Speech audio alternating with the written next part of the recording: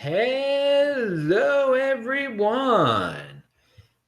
This is Adam Meister, the Bitcoin Meister, the Disrupt Meister.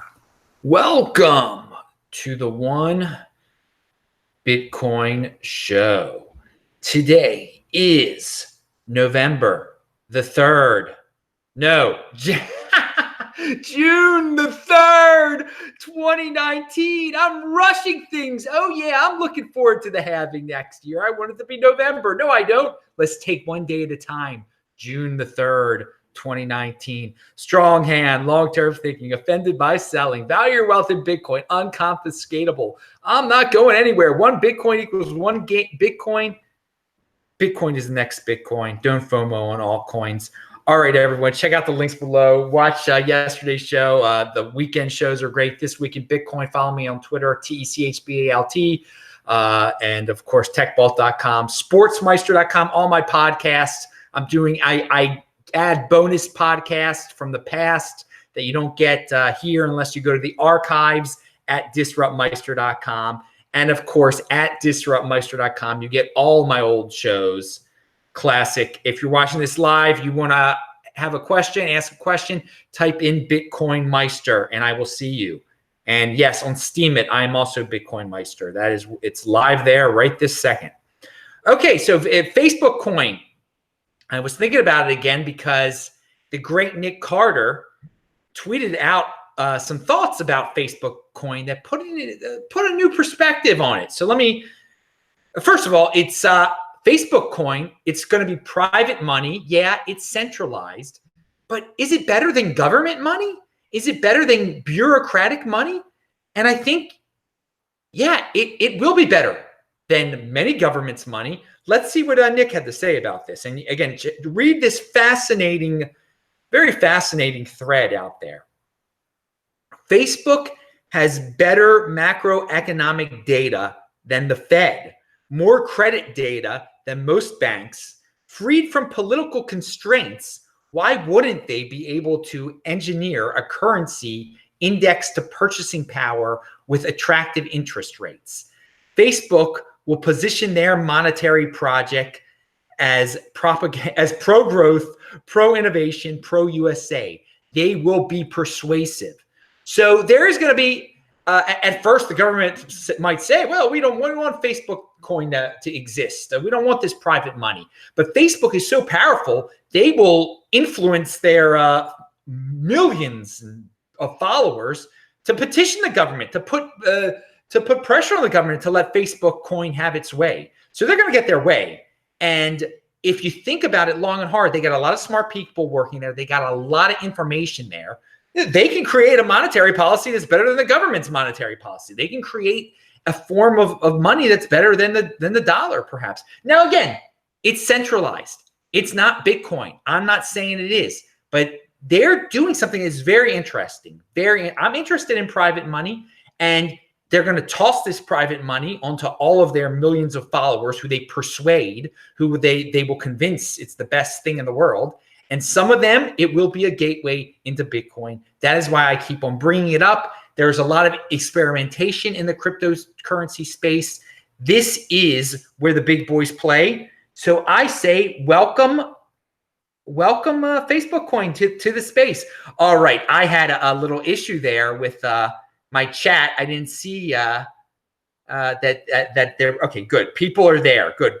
Greetings from Malibu, says John. Good to see you there. Rick, there's all sorts of people in there. Good. Okay, so you can ask questions. We had a little technical difficulty before the show started. The internet went out. So, but I persevered. I've got the conviction. Pound that like button. So there's some new clickbait out there. Oh, yeah. And people have asked me about it. And I have been through this like a million times. Publications, mainstream and Bitcoin, they love to speculate who Satoshi Nakamoto really is. Who is he? Who is he? It doesn't matter. But yet people click on the articles, and the more salacious they make the titles, the more people click on it, the more controversial. Oh, it's a criminal. It's a this, it's a that. How many times a year do we get this, okay? What's the average? At least once a year, we get fake Satoshi articles, okay?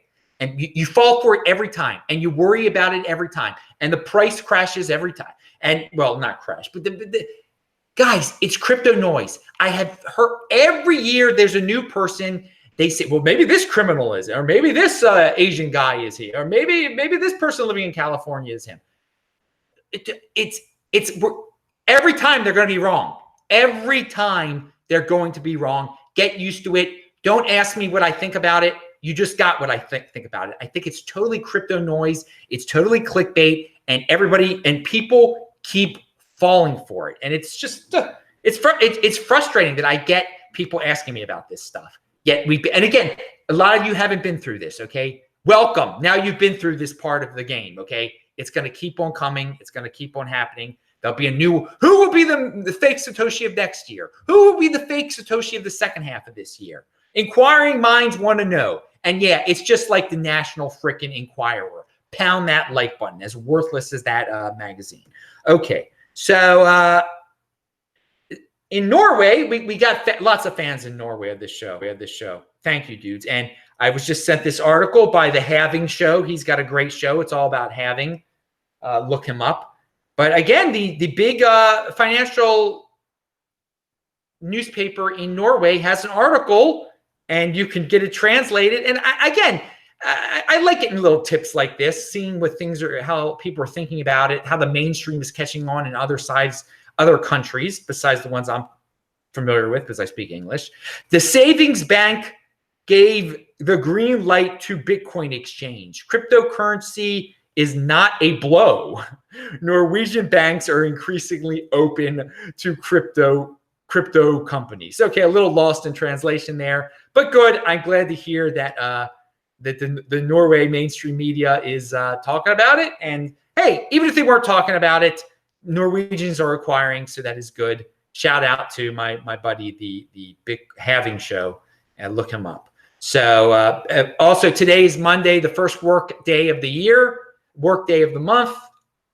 And nope, there was no pump today. Oh, well, no first of the month pump. After 2 months in a row, there was a first of the month pump. Hey, that's it. Value your wealth in Bitcoin. You still have as much Bitcoin. No fiat insanity. Hey, but next month is the beginning of the second half of the year. So anyway, value your wealth in Bitcoin. It doesn't matter, but it's interesting always to see these spikes around the first of a month, at least the 2 months. It was interesting, but it's over, but maybe it'll be back. Oh, well. The biggest supply shock in the history of financial markets, the halving. Guys, remember that? Chris came up with that. Chris Gilliard over at MWC, the MWC crypto dividend coming soon. And here is a tweet. Now I don't know if these percentages are exactly right, but you will get the picture. It's from someone called Altcoin Sarah, and that doesn't give me much confidence, but you'll get the drift from this. Crypto, she doesn't say Bitcoin. Crypto is only 0.013% of the world's total money and assets.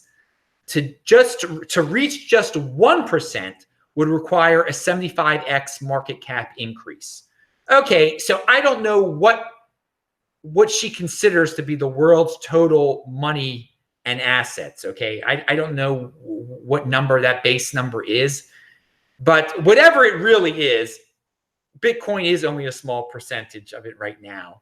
And for it to be 1% would require a tremendous market cap increase. She says a 75x increase. So, hey, I thought it was a inspirational tweet out there. So now here's a tweet that's not very inspirational, but it's quite revealing. And it's true. It's from Bruce Fenton, who has been in this space a very long time, as long as I've been in it. I've been hearing about Bruce, and he can be somewhat contrarian and somewhat mainstream at times, trying to be contrarian for the sake of contrarian, just trying to maybe drum up some interest. He's a little bit of a centralizer in the way he thinks sometimes. Anyway, he's an interesting guy. I don't agree with him on much, and I don't agree with, I agree with him on this sentiment that a lot of people are going to be thinking like this. Okay, many are going to think like Bruce, and they're going to promote their third parties with a similar gimmick to what he's about to say. So beware, people. Beware of what I'm about to say. Personal responsibility is new counterculture. He says, unpopular opinion. I don't want to be my own bank. Banks are targets. In my career, I've handled billions of dollars and never worried about theft or personal risk. With a tiny fraction of that in crypto, you are a huge target. That's a risk I won't take. Bring on the custodians. Ouch. So, okay, he doesn't like being his own bank. He puts out some FUD that it's scary and that you can get robbed and that banks are targets. So why be your own bank? Let someone else take care of your Bitcoin for you. Bring on the custodians. This gimmick is the third parties that get into the custodian business, the custodial business. This is what they're going to say. They're like, hey, why take the chance holding your Bitcoin? Someone could jack you on the street. Let us keep it for you and we'll charge you for that privilege. Don't fall for it, people. But there are going to be so many people that think this way. So many people are going to fall for it. So you are going to be way ahead of the game if you control your own private key, keeping your Bitcoin at your Trezor, at your Ledger, at your Bitbox, at your whatever, okay? If you understand, again, I said it yesterday, this is a storage, should be something they teach children in school. They won't because, they teach nonsense in school. But no, and people will take advantage of it, that most people aren't going to be comfortable holding them, being their own bank, and they're going to be all these custodians, and they are going to get hacked. And here, let me give you an example of a real life issue of a third party controlling your wealth in some way. Yesterday, when I got back from near Pasadena, there was a message from one of my credit cards, and it said that that someone tried to charge 9 cents to Sony on my credit card, and this didn't look like something I would do. Was this you, Adam Meister? I was like, no, it wasn't me. And then we had to go through the whole process and everything. Now, some of you are going to say, well, it was nice. They were looking out for you, Adam. That's awesome. Okay, they were looking out for me. That was nice. But guess what? Someone stole my credit card number somehow and tried to charge money to it. Okay, so my third party that supposedly protects my information, somehow that information got hacked. And since it's essential, they got a hold of that information. They were easily able to charge stuff to my credit card. With Bitcoin, that's not going to happen. You can't get your Bitcoin. Nothing can get charged to it. Okay, it's it's the push versus the pull. Okay, so again, when people are going to store their Bitcoin at third parties, they'll get notification. Oh, someone tried to access your Bitcoin today. It clearly wasn't you, and you'll be like, oh, thanks. But then sometimes you're not going to get that notification. So sometimes the bank isn't going to realize, the Bitcoin bank isn't going to realize that it wasn't you, and people are going to be able to take it because it is a third party, and you aren't controlling your own private key. So there's a little perspective on it. And again, another reason to control your own private key, your public service announcement of the day, you get your crypto dividends. It's a little known fact that if you control your Bitcoin, you get interest on it. You get crypto dividends. People try to do airdrops of altcoins, and they fork off altcoins of Bitcoin. And if you control your own private key, you benefit. You get those freebies. You turn into Bitcoin. You get more Bitcoin. Pound that like button. Another reason to say, do not bring on the custodians. I want to be my own bank. And hey, there are guys like Bruce out there that want to be their own, that want custodians. Great. All right. Ride Fast Jump High 420 says, any thoughts on trying to re-anonymize coins with Wasabi Wallet? Old purchases from Coinbase are clearly linked to identity, which may be undesirable in the future. Hey, Ride Fast Jump 420. Either you haven't been watching this show or you've been doing too much 420, but someone asked this exact same question the other day. But hey, I know not everyone can watch the show every day. But again, check out the archives, people. There is a new show here every day. And what I said the other day is like, yes, try out Wasabi Wallet. Yeah, yes, it is worth it to try to re-anonymize things. Definitely experiment with it. Well, why not? Now, don't try to know what you're doing. Do a little bit at a time. Don't there is some risk involved, I believe, and especially if you don't know what the heck you're doing. But to try with a little bit and then more, and yeah, why not? I love that option is out there. I really do. The coin join, all the stuff, Wasabi Wallet. I love that these options are out there. So yeah, why not try? Why not try? If you know what you're doing. Oh, Roman Q said, did you see that Bitcoin is back to fiat all-time highs in Argentina? Yes, I did. Bitcoin is the stable coin. 1 Bitcoin equals 1 Bitcoin. Yes, I did see that. Of course, that's great for the smart Argentines. But there's so many 80%ers there that just rely on the government, and that's why they keep on going through these horrible cycles where their currency is inflated away. I mean, it's absolutely ludicrous what goes on down there. It's good for Uruguay. It's good for Uruguay real estate prices, and it's good for Bitcoin. So there are plenty of smart Argentines down there, and some have been on the show before, and they are prepared, and they're doing great. No matter how much, how many pesos they spent on Bitcoin, they are ahead. They are way ahead, even if they, back in 2017, if they bought their Bitcoin. So yes. Bitcoin is my stable coin. I love that saying also. I believe it, that it is my stable coin. 1 Bitcoin equals 1 Bitcoin. I don't give a darn about this. All these nonsense stable. All right. So Ansel Lindner has a good tweet there, which basically reiterates in a different way, restates in a different way what I've been saying, that Bitcoin is living gold's dream. He says, Bitcoin is the monetary activism that gold bugs have been dreaming about. Pound that like button. But apparently, Peter Schiff is still in that dream. He hasn't woken up to realize that, Bitcoin is living the dream. So of gold. Okay, what do we got here? Oh, Tour de Meester. I said some people aren't going to like this because there's a word in it that's going to trigger a lot of people.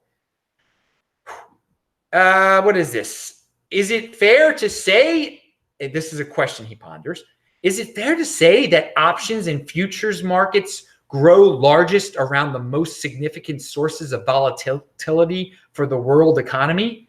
If so, there's the potential for a vast derivatives market to grow around Bitcoin. Oh yeah, this is going to happen in the future. This is where the big boys play. Derivatives are going to come. Just don't worry about it. Let them play their game. Let them gamble that way. Doesn't mean you have to participate in it. Doesn't mean it's going to manipulate the price and all the stuff you hear. But banks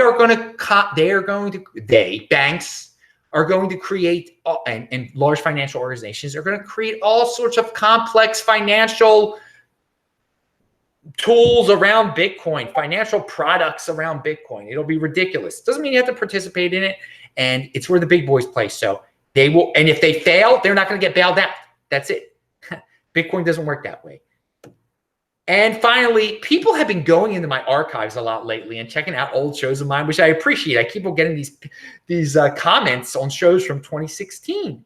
And one video that I just discovered from March the 16th, 2016, it's me talking about Donald Trump. Again, this is before he was president, and the effects on Bitcoin. And so I made some predictions about Trump and the lead up to the election and how people were going to go crazy and how you should just focus on cryptocurrency, not worry about politics, that it's a soap opera. Check it out. It's a 5-minute video. I link to it below. And wait, we got Brian, the UK Bitcoin Meister, said, Bitcoin Meister, I hammered home on my show earlier that people need to follow your show. So hope some will come over. Well, thank you very much, UK Bitcoin Master. Everybody should check him out. Google him. He's UK Bitcoin Master on Twitter, and he's UK Bitcoin Master on YouTube. That's what I meant. Look him up on YouTube. He is awesome. All right. That is it. That is the end of the questions. That is the end of the show. I got to take a little nap. And then go running.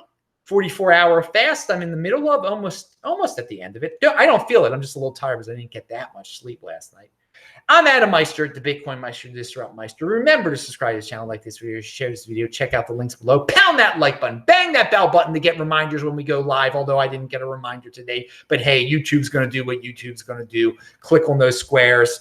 I'll say hi to you dudes in the chat right now. Bye-bye.